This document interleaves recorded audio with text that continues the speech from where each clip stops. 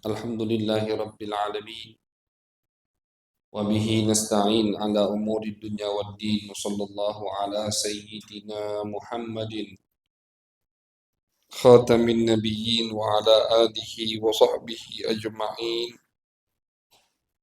Rabbi syrah li sadri wa yassir li amri wahlul 'uqdatam min lisani yafqahu qawli.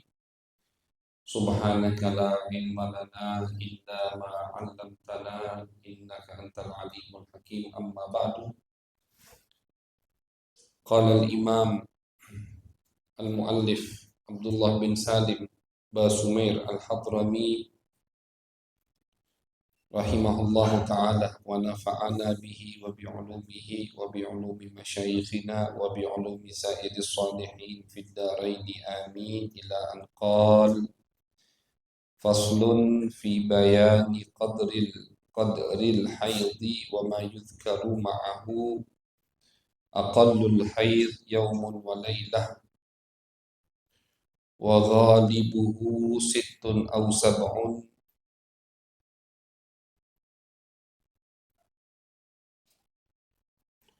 wa aktharuhu 15 yawman bilayaliha aqallu tuhri bainal haidatain 15 yawman wa ghalibuhu 24 yawma aw 23 yawman wa la hadda li aktsarihi aqallun nifas majjatun wa ghalibuhu 40 yawman wa aktsaruhu 60 yawma. Alhamdulillah, puji syukur kehadiran Allah Subhanahu wa taala atas segala nikmat yang Allah berikan. Salawat dan salam kita haturkan kepada baginda besar Nabi Agung Nabi besar Muhammad sallallahu alaihi wasallam.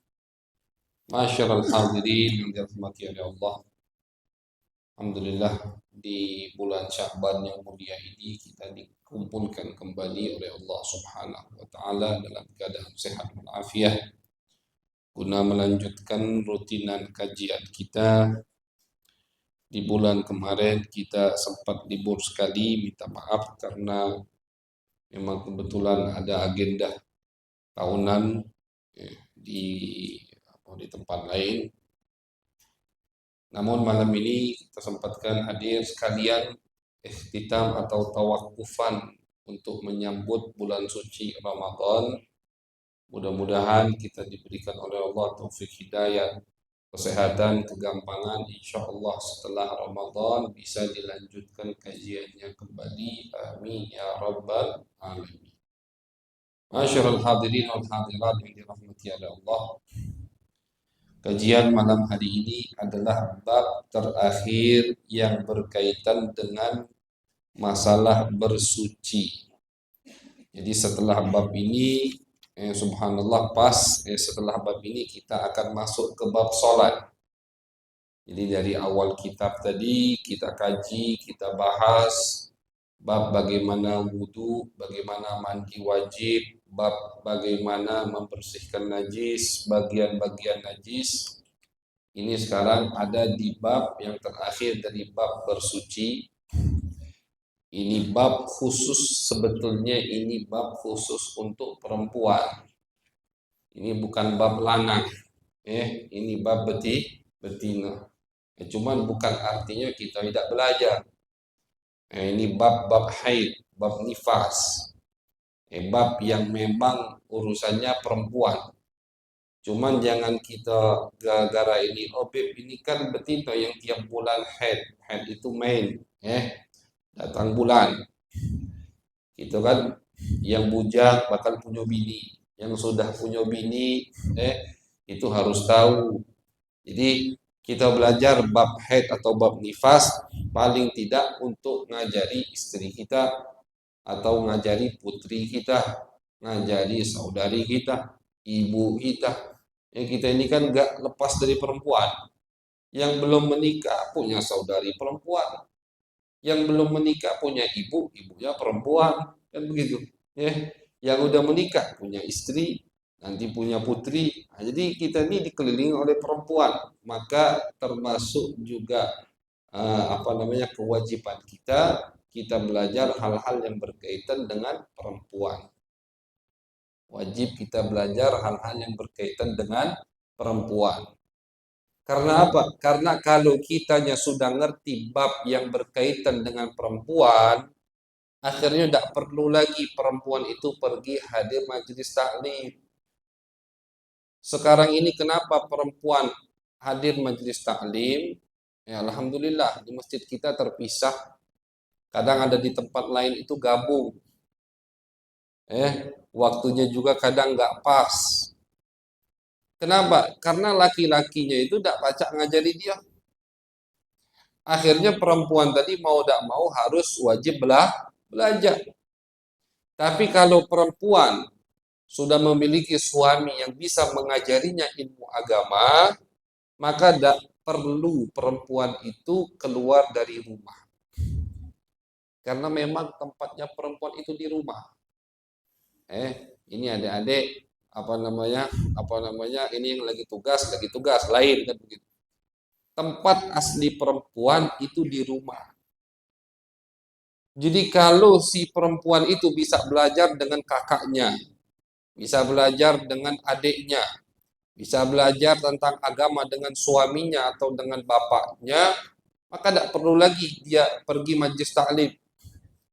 Kalau ditanya, afdolan mana, lebih baik mana, perempuan di rumah atau pergi majelis taklim? Dilihat dulu. Kalau dia di rumah bisa belajar ilmu agama, maka lebih afdol dia di rumah. Tidak usah keluar. Ini yang diperbolehkan, oleh ulama, oleh syariat. Keluarnya itu hadir majelis taklim, bukan sembarangan majelis taklim. Ini kita kadang zaman akhir ini perempuan, ini minta maaf yang perempuan, ini banyak ke perempuan akhirnya. Kita kadang di zaman akhir ini perempuan kebablasan. Yang diperbolehkan oleh ulama, perempuan keluar dari rumah untuk belajar ilmu agama yang wajib. Yang berkaitan dengan wudu, berkaitan dengan bersuci, berkaitan dengan najis, berkaitan dengan puasa, dengan sholat. Itu yang diperbolehkan dia keluar dari rumah, pergi ke majelis taklim, belajar dengan ustadz atau ustadzah. Tapi kalau dia udah bisa belajar dengan suaminya, ilmu agama yang wajib-wajib, maka tidak perlu dia keluar dari rumah. Jadi yang diperbolehkan pun perempuan keluar dari rumah untuk pergi ke majelis taklim, itu majelis taklim yang di situ dia belajar ilmu agama yang wajib. Kalau cuma sekedar perkumpulan, cuma sekedar arisan yang kadang gak banyak manfaatnya di perkumpulan tersebut, maka tidak dianjurkan perempuan keluar dari rumah. Ini yang para suami ini. Kalau bini kamu nak keluar, tanya dulu, mau kemana? Kalau cuman kumpul-kumpul, nggak ada faedahnya, nggak ada manfaatnya, maka nggak usah keluar. Kumpul-kumpul cuman mau traveling, keliling-keliling misalkan. Rombongan majelis kami mau sekarang ini macam-macam. Subhanallah, mau ziarah lah. Rombongan perempuan itu nggak masyru', nggak disunnahkan perempuan itu ziarah kubur. Baca kitab coba. Makanya jangan cuma ikut-ikutan, jangan cuma melok-melokan, latah. Grup majelis itu ada tur ziarah kuburan para aulia. Laju, melaju. Tidak dimasyru'kan. Sekali lagi, tidak dimasyru'kan, artinya tidak disunnahkan. Tidak dianjurkan perempuan untuk keliling-keliling ziarah kubur, apalagi misalkan jadi event tahunan, bulanan, setengah tahun sekali keliling dia ziarah kubur, gak dianjurkan. Coba baca kitab, bukalah kitab Manobe, berikan ke kita satu dalil perempuan dianjurkan ziarah kuburan. Al-Imam Asy-Syaukani, ini salah satunya, Al-Imam Asy-Syaukani dalam kitab beliau yang berjudul Nailul Autar, Fiqih Lintas Mazhab. Bukan hanya 4 mazhab beliau bahas di situ, mungkin sampai 5-6 mazhab yang lain, nggak dipakai sekarang, mazhab dulu. Itu ulama menyebutkan di kitab beliau itu, Imam Syaukani, nggak dianjurkan perempuan ziarah kubur. Nggak dianjurkan. Apalagi kita sekarang, Masya Allah, perempuan ziarah kubur, nggak pakai kerudung. Di bawahnya orang tuanya tersiksa ngelihat anaknya datang ziarah tapi nggak pakai jilbab. Perempuan ziarah misalkan ke kuburan, minyak wanginya Masya Allah 1 kilo keciuman. Sepemakaman itu tergoda dengan bau minyak wanginya. Bapaknya di kuburan bukan seneng didatangi, tersiksa. Kenapa tersiksa? Lihat anaknya maksiat. Nah, tidak perlu kau datang. Mendingan kau di rumah, kau taat sama suamimu, kau urusi anak-anakmu, kau kirimkan aku Fatihah Yasin. Cukup, itu udah berlebihan malahan. Daripada kau tinggalkan suamimu, kau tinggalkan anakmu, tur ziarah keliling, ninggalkan laki, ninggalkan bini. Oke, jangan salahkan kalau lakinya kawin lagi, hati-hati. Bini yang galak ninggalkan laki, kawin lagi lakinya. Jadi jangan ninggalkan laki, ninggalkan bini, ninggalkan anak. Ziarah tadi pakainya ketat, kerudungnya kebuka, pakai minyak wangi, keliling-keliling. Yang diziarahi itu bukan mendoakan, malah marah dengan yang datang. Buat apa kalian datang ke tempat kami, tapi kalian melanggar perintah Allah Subhanahu wa Ta'ala? Ini banyak, nggak bisa dipungkiri lagi, banyak yang kayak gini. Niatnya ziarah, tapi yang diziarahi murka atau marah. Niatnya pengen ngambil berkah, tapi datangnya dengan tidak sopan. Karena kata Nabi, orang yang di dalam kubur itu seperti orang lagi hidup. Hormati, kata Nabi. Makanya tidak boleh kita nginjek kuburan, kita ngelangkai kuburan, tidak boleh. Kata Nabi, mereka itu hidup. Mereka itu sadar, mereka itu tahu. Mereka tahu siapa yang datang. Pakai baju apa mereka tahu. Bahkan ketika kita mengucapkan salam kepada mereka, mereka menjawab, kata Nabi. Cuman kita nggak bisa dengar jawaban mereka. Sayang pula kalau kita dengar jawaban orang kubur, kan itu. Iya, lagi lecu.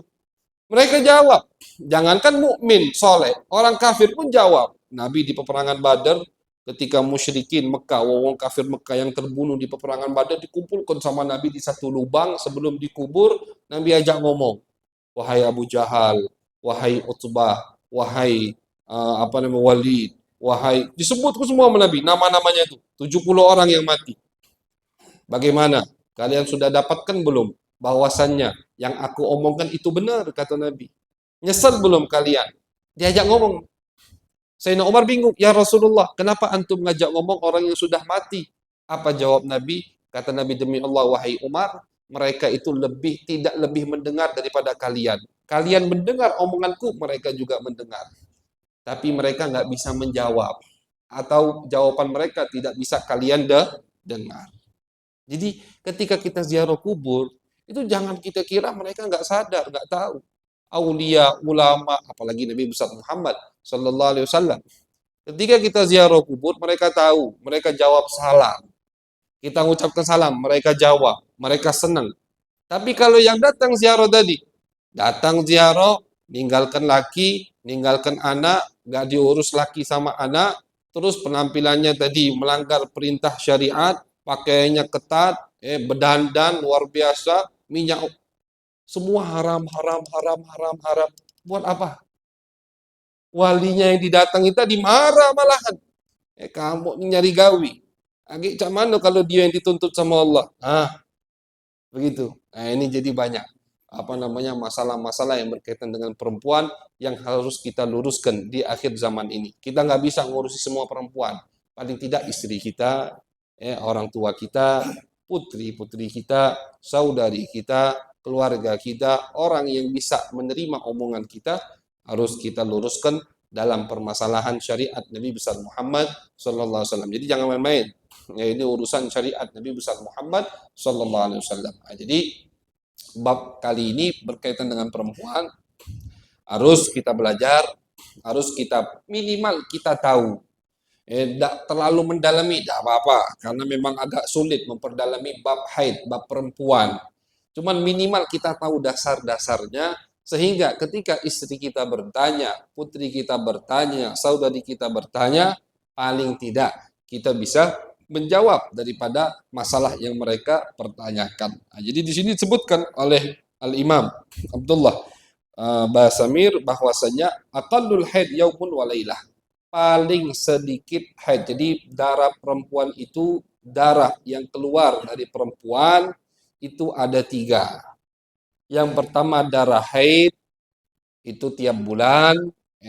Untuk perempuan yang normal, yang sehat itu pasti haid setiap bulannya. Kemudian ada yang tiap lahiran, itu namanya darah nifas. Darah nifas itu darah yang keluar setelah rahim kosong dari janin. Itu darah nifas. Kemudian yang ketiga ada darah istihadah. Istihadah itu darah penyakit. Jadi bukan haid, bukan nifas, tapi dia lagi sakit atau dia ada masalah sehingga keluar darah dari rahimnya. Ada 3 darah. Yang pertama dibahas adalah darah haid. Darah haid itu 1 hari 1 malam, paling sedikit. 1 hari 1 malam. Bukan maksudnya 1 hari 1 malam seharian semalaman metu darah terus, tidak Maksudnya misalkan dihitung dia keluar darah dari jam berapa? Keluar darah misalkan dari jam 6 pagi. Maka dihitung dari jam 6 pagi sampai jam 6 pagi besok. Maaf, dihitung dari jam 6 pagi sampai 15 hari. Paling banyaknya haid itu 15 hari. Nggak mungkin perempuan haid, ini nggak mungkin. Ada perempuan haid 16 hari itu nggak mungkin. Berarti kalau perempuan tadi keluar darah tiap hari, di hari pertama keluar darah 2 jam, 3 jam misalkan, di hari kedua keluar darah sampai 15 hari, maka 15 hari itu adalah darah haid. Hari ke-16 keluar lagi darah, maka yang ke-16 itu bukan lagi darah haid, tapi darah istihadah. Darah yang sakit tadi. Darah yang sakit tadi. Nah, jadi paling lamanya perempuan haid setiap bulannya itu 15 hari. Paling lama itu 15 hari. Paling sebentar 1 hari 1 malam. Arti 1 hari 1 malam 24 jam. Jadi dihitung. Hari ini misalkan keluar darah 3 jam, 4 jam. Nah, hari-hari pertama, makanya perempuan tuh hati-hati, harus punya kalender sendiri. Jangan sembarang, apalagi sekarang alhamdulillah di HP ada kalender gampang jadi untuk nyatet-nyatet. Itu harus dicatat. Misalkan tanggal 1 hari pertama keluar darah 4 jam. Catat, tanggal 1 4 jam. Tanggal 2 keluar darah 7 jam. Catat, 7 jam. Ini dia nggak sholat nih. Kenapa nggak sholat? Karena dia kemungkinan haid. Jadi jangan sholat. Catat 7 jam. Hari ketiga keluar darah misalkan 5 jam. Catat 5 jam. Di total 5 hari udah totalnya 24 jam. Berarti dari tanggal 1 itu semua darah haid. Begitu.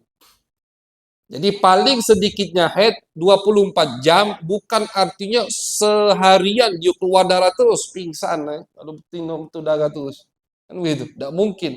Jadi maksud paling sedikit haid 1 hari 1 malam atau 24 jam kalau dihitung semuanya.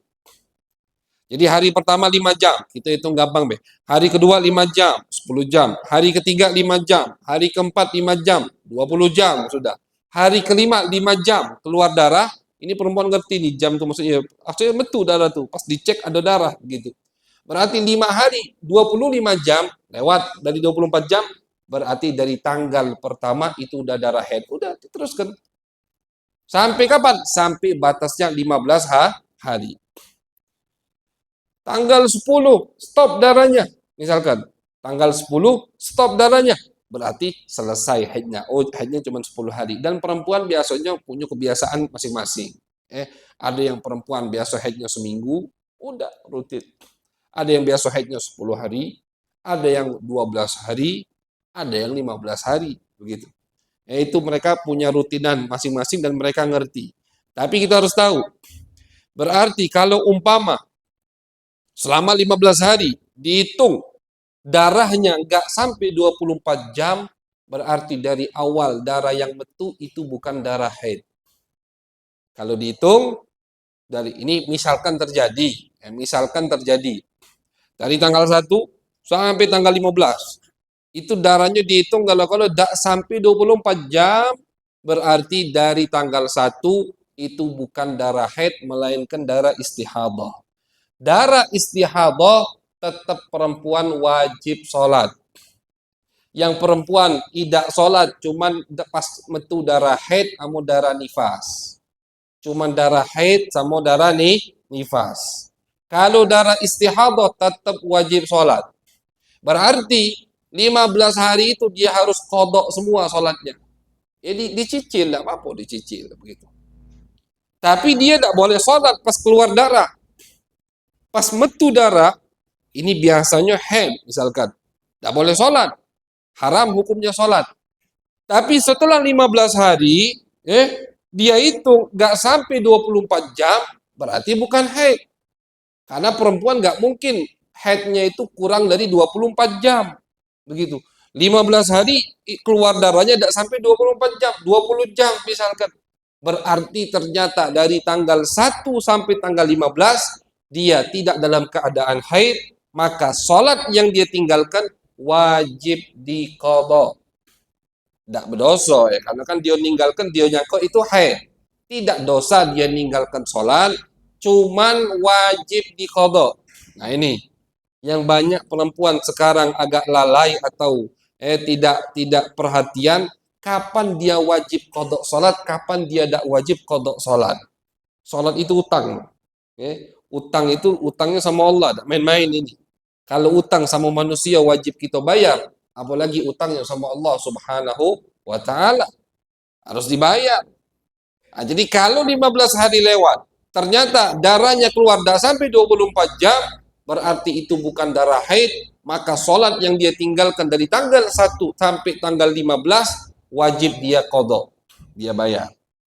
Karena itu bukan haid, darah tidak keluar sampai 24 jam.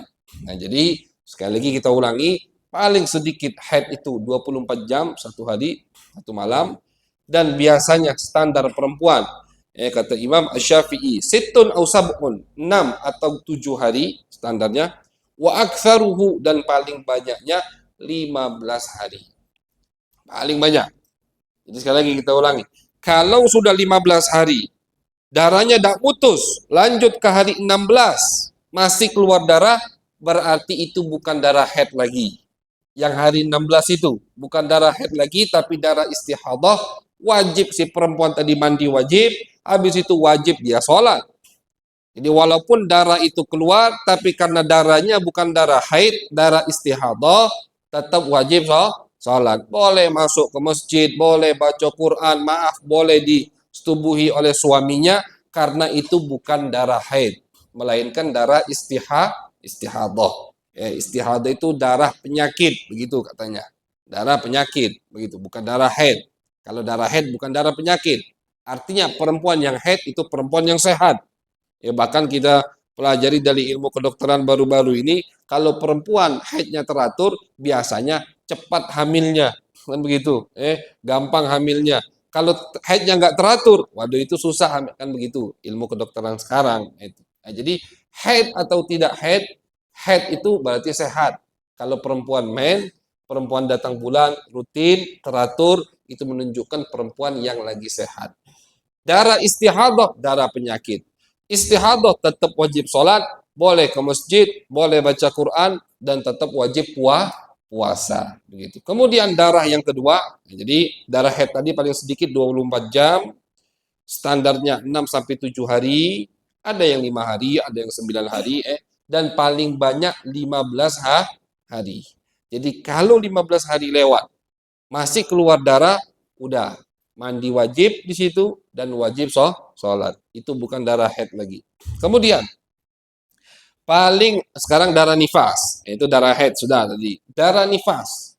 Nifas itu adalah darah yang keluar ketika rahim perempuan kosong dari janin. Jadi bukan sebelum lahiran. Kalau sebelum lahiran itu namanya darah pendarahan nak lahiran, darah nak lahiran. Berbarengan dengan bayi ada darah, itu juga darah lahiran, bukan darah nifas. Kapan darah itu dinamakan darah nifas? Ketika rahim kosong dari janin. Berarti kalau dia anaknya kembar, baru sikok metu. Nah, berarti masih ada tuh sikok lagi di rahimnya. Keluar darah, bukan darah nifas. Karena di rahimnya masih ada janin, masih ada bayi. Ketika rahim kosong dari janin, selesai sudah. Nah, udah dibersihkan, habis itu keluar darah, maka itu namanya darah nifas. Darah nifas adalah darah yang keluar ketika rahim kosong dari janin. Itu namanya darah nifas. Darah nifas ini, masyaallah hadirin, hukumnya sama seperti darah haid.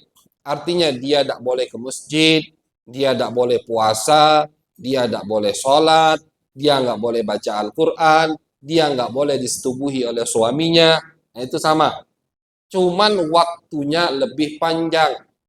Darah nifas, ulama Al-Imam Asy-Syafi'i mengatakan paling sebentar. Nifasnya perempuan, ya saat itulah majjah. Dan ini jarang. Ini terjadi kepada Siti Fatimah, putri Nabi Muhammad SAW. Siti Fatimah itu saking getolnya ibadah, sampai-sampai ketika beliau melahirkan 5 anaknya, 3 laki-laki, Hasan, Husain, Muhsin. Walaupun Muhsin ini meninggal pas masih kecil, 2 perempuan, Zainab dan Ummu Kalthum, 5 putra putrinya. Itu beliau setiap habis melahirkan nifasnya cuma sebentar. Dan terjadi, wallah alam, ada atau tidak perempuan zaman sekarang kita tidak pernah nemukan. Yang pernah terjadi pada Siti Fatimah, putri Nabi Muhammad SAW. Ketika beliau habis melahirkan, nifas, tapi cuma sebentar. Artinya sebentar, habis melahirkan, udah dibersihkan, keluar darah, itu cuma sekali 2 kali keluar darahnya. Jadi tetap sholat, tetap puasa beliau. Ini saking menunjukkannya beliau getol dalam beribadah kepada Allah Subhanahu wa Ta'ala. Itu. Jadi paling sedikitnya sebentar, tapi itu jarang terjadi. Wa ghalibuhu arba'una yauman. Standarnya atau kebanyakan rata-rata 40 hari. Wa aktsaruhu sittuna yauman. Dan paling banyaknya nifas itu 60 hari. Nah, jadi ada yang sebentar nifasnya, ada yang 40 hari, ada yang 60 hari. Jadi ini ada perempuan, ibu-ibu pernah ngomong, oh Ustadz kami kira selama 2 bulan 60 hari itu udah nifas terus pokoknya, udah sholat. Lain, makanya ini hukum penting. Ada 40 hari, ada yang 60 hari. Jadi begini, ketika dia habis melahirkan, keluar darah, keluar darah, keluar darah. Walaupun darahnya tadi kadang terputus, sehari, 2 hari tidak keluar darah, 3 hari keluar darah, maka tetap itu darah nifas.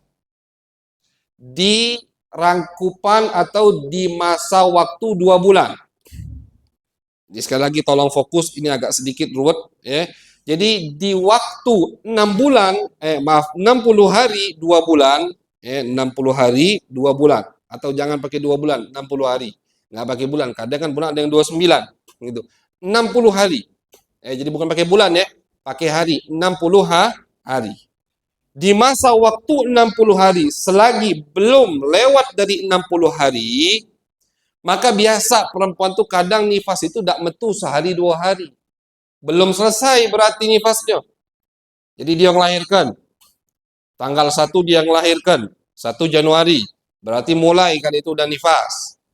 Tanggal 10 Januari, baru 10 hari dia nifas, stop darahnya. Apakah ketika dia stop tadi, dikatakan dia sudah selesai nifasnya? Belum. Bagaimana kita tahu selesai atau belum nifasnya? Ini selagi masih 60 di jangka waktu 60 hari Di dalam rangkupan 60 hari. Baru 10 hari stop darahnya. Apakah stop udah nifasnya? Belum. Dilihat. Kapan lagi darahnya keluar? Tanggal 10 stop. Tanggal 11 dak metu. Tanggal 12 dak metu. Tanggal 13 dak metu darah. Tanggal 14 metu lagi darah, berarti itu darah nifas lagi masih. Lanjut, berarti 3 hari kemarin masih nifas. walaupun nggak keluar darah. Ya, walaupun nggak keluar darah. 3 hari kemarin masih nifas berarti. Lanjut nifasnya. Tanggal 14 keluar darah, 15, 16, 17 stop lagi darahnya. Sampai tanggal 25, 8 hari tidak keluar darah. Tetap dikatakan darah nih nifas. Tanggal 25 keluar lagi darah. Bagaimana patokannya? Patokannya begini kata ulama. Di jangka waktu 60 hari, kalau stop darah tadi tidak sampai 15 hari, jadi di waktu 60 hari, stop darahnya itu di tengah-tengah 60 hari tidak sampai 15 hari, berarti darah yang kedua tetap darah nifas. Kita kasih contoh. Tanggal 1 sampai tanggal 10 metu darah nifas. Nifasnya mulai tanggal 1 sampai tanggal 10. Libur 10 hari. Tanggal 20 keluar darah. Berarti darah nih nifas. Umpama tidak keluar darah 15 hari. Dari tanggal 1 sampai tanggal 10 keluar darah nifas. Tanggal 11 misalkan sampai tanggal 25 gak keluar darah. Ketika tanggal 26 keluar darah, berarti yang keluar darah di tanggal 26 itu bukan darah nifas lagi. Berarti dia nifasnya cuma 10 hari. Ini kalau di jangka waktu 60 hari. Ya, kita ulangi lagi. Agak bapak-bapak mulai budak-budak pening agak pala ya. Jadi kita ulangi. Kita ulangi lagi. Kalau papan berumah, kalau di masa waktu 60 hari, stop darahnya tidak sampai 15 hari, maka darah kedua itu masih darah nifas. Tanggal 1 dia mulai nifas sampai tanggal 10. Stop darahnya. Tanggal 20 metu berarti 10 hari kan stop, belum sampai 15. Nah, tanggal 20 itu berarti darah nifas pasti. Metu lagi darah nifas 10 hari sampai tanggal 30. Tanggal 30 stop lagi. Sampai tanggal 40, 10 hari lagi atau sampai hari ke-40. 10 hari lagi libur. Hari ke-50 metu lagi darah nifas. Pokoknya kalau stopnya di masa waktu 60 hari, stop darah tidak sampai 15 hari, maka darah yang kedua itu masih darah nifas. Masih darah nifas. Kalau di waktu 60 hari. Tapi misalkan stop darahnya 15 hari, dia nifas 15 hari. Misalkan dari tanggal 1 Januari sampai tanggal 15 Januari keluar darah nifas. Tanggal 15 stop darahnya. Kapan metunya? Di hari ke-31. Berarti kan 15 hari stop darah. Maka yang keluar, darah yang keluar di tanggal atau di hari ke-31 itu bukan darah nifas lagi. Tapi darah apa? Darah haid atau darah istihadah, tergantung. Yang penting bukan nifas lagi, selesai udah nifas dia. Berarti nifasnya cuma 15 hari? Iya, cuma 15 hari. Jadi nifas itu ibu-ibu penting ini. Kamu bakal kawin kayak punya anak. Jadi jangan dikira, ada ibu-ibu yang mengira pokoknya habis lahiran sampai 60 hari aku udah wajib sholat. Ada yang begitu. Ada yang nyangkut itu.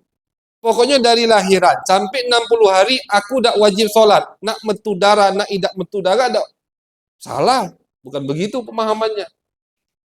Jadi memang kebanyakan rata-rata perempuan 60 hari. Ada yang 40 hari, ada yang nggak sampai 40 hari. Kapan kita bisa mengatakan dia selesai nifas tadi? Kalau masih di rangkupan di waktu 60 hari, stopnya itu harus 15 hari. Tanggal 1 Januari sampai tanggal 15 Januari keluar darah. Tanggal 15 sampai tanggal 30 atau sampai hari 30 nggak keluar darah, 15 hari, berarti darah yang keluar setelah itu bukan darah nifas lagi. Pastikan bukan darah nifas lagi.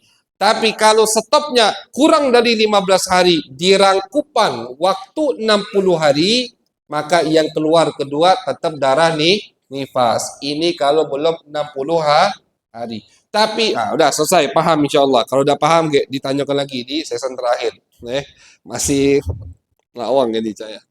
Nah, misalkan sudah 60 hari, Ini kan kita ngomongnya belum 60 hari.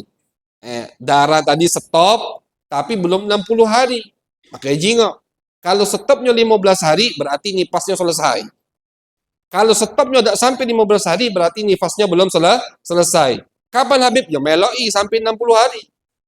Sekarang udah sampai 60 hari. Sampai 60 hari, darahnya tidak stop. Sudah, berarti itu bukan nifas lagi, pastikan. Karena paling banyaknya nifas 60 hari. Tak kata perempuan yang nifas, kata ulama, 61 hari. Berarti di hari ke-61 itu bukan darah nifas, tapi darah istihadah. Seperti kasusnya sama Cak Head tadi.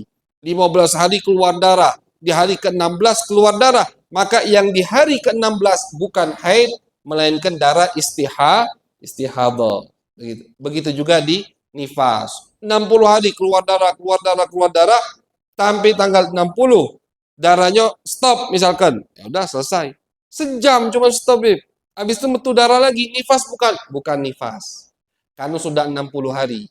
Walaupun darahnya stop sebentar, karena udah 60 hari, maka darah yang kedua bukan darah nifas. Atau udah stopnya misalkan. Nyambung sampai 61 hari masih keluar darah, berarti yang ke hari 61 itu bukan darah nifas, melainkan darah istihadah.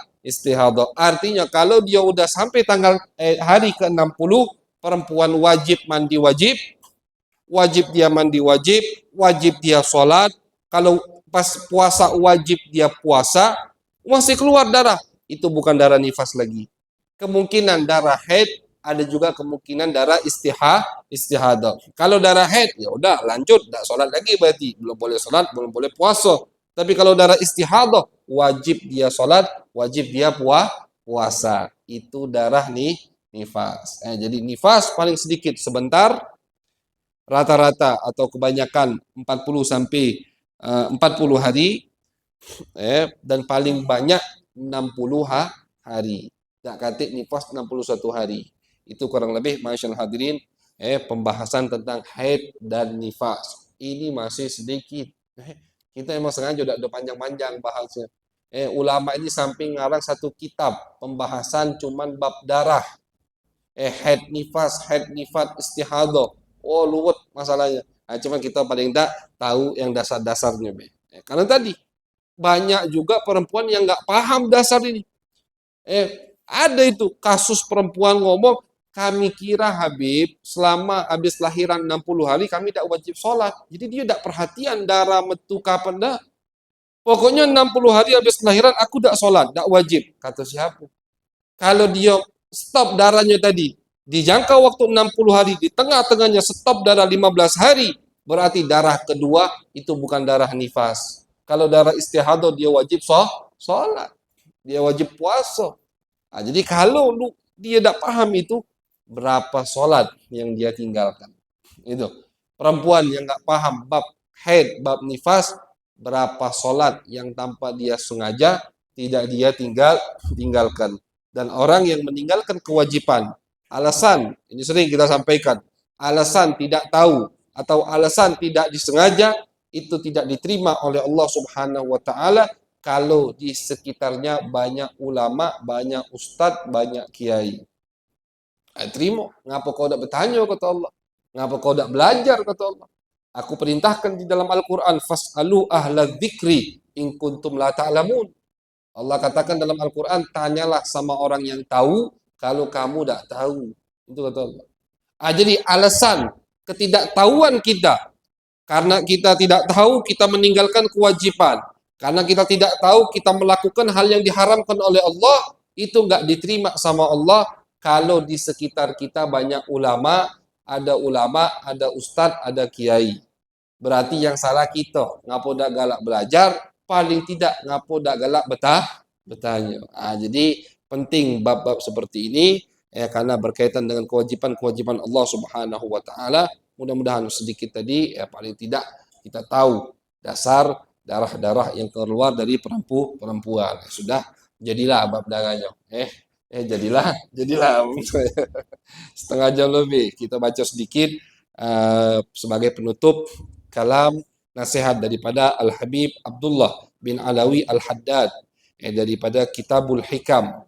Qal Al-Habib Abdullah bin Alawi Al-Haddad rahimahullah wa nafa'ana bihi wa bi ulumihi wa bi ulumi masyayikhina wa bi ulumi sa'il salihin fid darain amin ila an qal wa qal la tathbutu ad-da'awi bil aqwal hatta taquma bi itsbatiha al-bayyinatu min al-af'ali wal a'mal. Wa qal laula al-alamat ladda'a kullu wahidin ma laysa indahu walakin bil alamati wal amarat yufarraqu baina as-sadiqi wal kadhib. Al-Habib Abdullah bin Alawi Al-Haddad, beliau mengatakan di salah satu kitabnya yang rutinan kita baca setiap bulan, yaitu Kitabul Hikam. Beliau berkata, kata beliau, pengakuan-pengakuan, kalau pengakuan tadi cuman sekedar dengan ucapan, ngaku apa ini? Ngaku wali, ngaku dia dekat sama Allah, ngaku dia punya kedudukan yang tinggi di sisi Allah, itu kata Al-Habib Abdullah bin Alawi Al-Haddad, la tasbutud da'awi bil aqwal, tidak bisa dipercayai kecuali kalau cuman melalui omongan. Kalau ada orang ngomong aku ini wali loh, jangan percaya dulu. Kita cepatnya percaya. Ngomong dia wali, oh percaya dia wali. Dah. Kalau yang ngomong tadi bukan guru kita, kalau kita punya guru kan lain. Kita tahu gerak-geriknya, kita tahu amaliyahnya, kita tahu kesehariannya. Ketika dia ngomong dia wali, ya sudah kita percaya. Tapi kalau yang ngomong orang lain, orang yang kita tidak kenal misalkan, orang yang cuman kita tahu ketemu sesekali, dia ngomong aku wali, maka jangan dipercayai, kata Habib Abdullah Haddad. Kalau cuman dengan ucapan. Kalau kita tidak punya bukti yang lain, bahwasanya dia betul adalah wali Allah, kekasih Allah, maka jangan dipercayai kalau cuma sekedar ucapan. Karena kalau ngaku, banyak yang ngaku.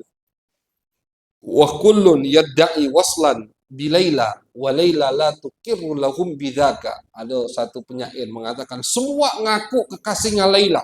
Ini tentang perempuan. Semua ngaku kekasihnya Laila. Oh, aku kekasihnya Laila. Oh, aku ini kekasihnya Laila. Wa laila la tuqirru lahum bidzaka. Sedangkan Laila enggak mengakuinya. Jadi kalau mengaku semua bisa. Kalau mengaku semua bisa. Tapi kata Al-Habib Abdullah bin Alawi Al-Haddad, kewalian itu bisa kita pastikan ada pada seseorang minal af'ali wal a'mal, dengan kesehariannya, dengan perbuatannya, dengan keistiqomahannya. Tanpa dia mengatakan dia wali, kita bisa sudah yakin dia itu wali ya. Karena apa? Sekali lagi berarti kita harus kembali kepada definisi wali. Wali itu apa? Bukan wali santri, bukan wali murid, bukan. Wali itu adalah orang yang dekat, yang dipilih, yang diperhatikan oleh Allah. Itu wali. Wali min waliya yali. Wali li'anna Allah yaliya amrahu. Karena Allah yang memperhatikannya. Ada dapat perhatian khusus dari Allah. Allah jaga dia. Makanya ketika kita melihat ada orang yang jauh dari maksiat, hatinya bersih, tidak pernah dengki, tidak sombong, tidak pernah benci sama seseorang, tidak ngurusi gawe wong, lurus, sholat dia sholat, ibadah dia ibadah, sedekah dia sedekah, tidak pernah buat masalah, itu bisa kita katakan dia wali. Kenapa? Karena dapat perhatian khusus dari Allah, sehingga apa? Sehingga Allah jaga dirinya untuk terjerumus kepada maksiat kepada Allah Subhanahu wa ta'ala. Allah bantu dia sehingga Allah beri taufik dia sehingga dia bisa getol beribadah kepada Allah Subhanahu wa ta'ala. Itu arti wali. Bersih hatinya. Kalau ada orang ngaku aku wali, tapi setiap ceramah isinya hasud, dengki, adu domba, udahlah, tidak usahlah kamu percaya dia wali. Wali santri, wali murid, iya kalau dia punya anak. Karena tidak mungkin ada wali hatinya itu penuh dengan kedengkian. Tidak mungkin. Wali itu bukan sembarangan orang. Ala inna awliya Allahi la khaufun alaihim walahum yahzanun. Kata Allah, kekasih Allah itu bukan seorang barang orang yang ulama mengatakan termasuk dosa besar orang yang mengganggu kekasih Allah, wali-wali Allah. Karena di dalam hadis qudsi Allah pernah berfirman, yang mengganggu waliku maka sudah ngajak aku untuk berperang. Besar dosanya. Dosanya besar. Jadi bukan sembarangan wali itu. Jadi bukan wali dari imamah, bukan dari penampilan, bukan dari pinter ngomong, bukan dari kecerdasan, bukan dari dia menguasai ilmu ini, bidang ini, bukan itu.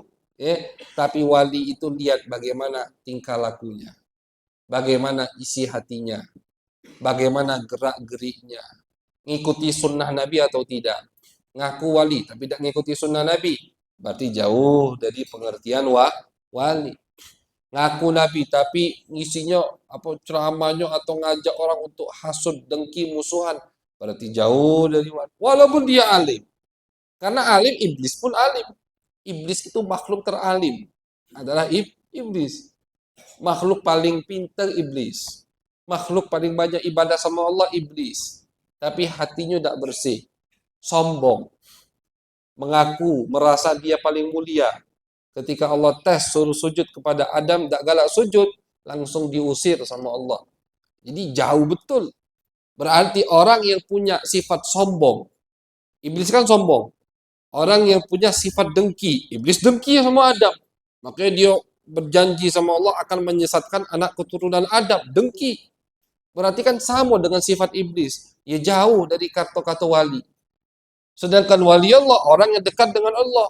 Orang yang Allah perhatikan, yang punya sifat sombong, sifat dengki, diusir sama Allah, dibenci sama Allah, berarti bertolak belakang. Orang yang sombong dan dengkian nak jadi wali Allah.